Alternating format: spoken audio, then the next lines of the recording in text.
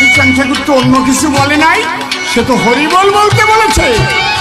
হরিবল হরিবল হরিবল হরিবল হরিবল হরিবল হরিবল হরিবল হরিবল হরিবল হরিবল হরিবল হরিবল হরিবল।